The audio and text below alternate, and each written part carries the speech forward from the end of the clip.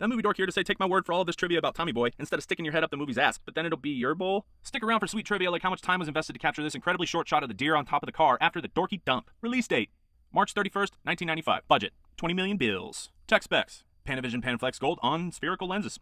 That's all I got. Hell yeah. Original script length, 66 pages, half as long as typically required for a feature-length movie. While much of the filming took place in Toronto, Chris Farley and David Spade had to split their time with New York to film Saturday Night Live, where they were still active 1994 cast members. Adam Sandler happened to be filming in Toronto at the same time, even staying in the same hotel as the boys while working on his legendary comedy, Billy Madison. That cherry car is a 1967 Plymouth GTX.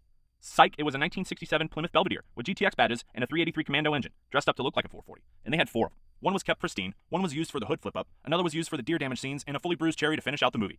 One of the originals lives on though. Check out TommyBoyGTX.com for more on its afterlife.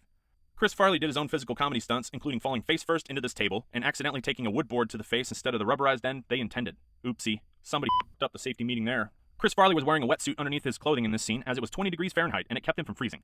Rob Lowe suggested the cow tipping scene, by the way. Other hilarious, iconic jokes organically came to life in this movie, like Fat Guy Little Coat, which started as an in-joke between Chris and David while they shared an office together working on Saturday Night Live. It was a repeated prank from Farley to break up their weekdays, with Farley pitching it as a new joke or new material to show Spade, only to perform the same Fat Guy Little Coat gag. And they figured if it made them laugh, it would make others laugh too. The song aspect to the joke was a reshoot suggested by editor William Kerr, who heard Farley performing it off screen during a take trying to make David Spade laugh. And he knew it was funny. He edited stuff like Billy Madison and Dumb and Dumber after all. Also, David Spade had a prank of his own to pull on Chris Farley that made it in. Spade would always go to Farley's hotel room in the morning and knock repeatedly while saying, "Housekeeping!" And Farley fell for it every morning. Doesn't stop there. Director Peter Siegel really hyperextended his car door on a gas pump bollard once. The car's hood flying open at highway speed happened to uncredited writer Fred Wolf, and the bit with Farley and Spade acting macho not wanting to listen to the Carpenter's Superstar happened to David Spade while taking a girl out.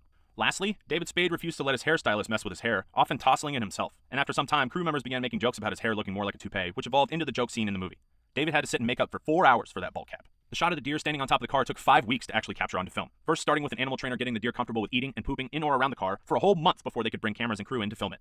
The full length of the shot is a whopping 5.5 seconds. Zelensky's skyscraper is the Fox Plaza building, same building used in Die Hard. Dan Aykroyd, who played Zelensky, knocked all of his scenes out of the park in just 2 days. What a pro. Shot by the late, great cinematographer Victor Kemper, who shot other equally iconic films such as Dog Day Afternoon, Slapshot, The Jerk, National Lampoon's Vacation, Pee-wee's Big Adventure, Clue, and Jingle All the Way, among others. Rest in peace, Victor. We love your work. Hell yeah. One of Quentin Tarantino's favorite comedies. He owns a 35mm print of it and screens it during parties and occasionally at his movie theater, the New Beverly Cinema in Hollywood, California. Shout out to my dad. It's his favorite comedy too, but he doesn't own a cinema to screen it at. Let's get a GoFundMe going. The son of a count. 10. Final bag. $32.7 million theatrically, which isn't nothing, but it ended up making over 100 million big ones in home video sales and Blockbuster rentals. Rest in peace, Blockbuster, and more importantly, rest in peace, Chris Farley. We truly miss you. Thanks for watching this piece about the legendary comedy film, Tommy Boy.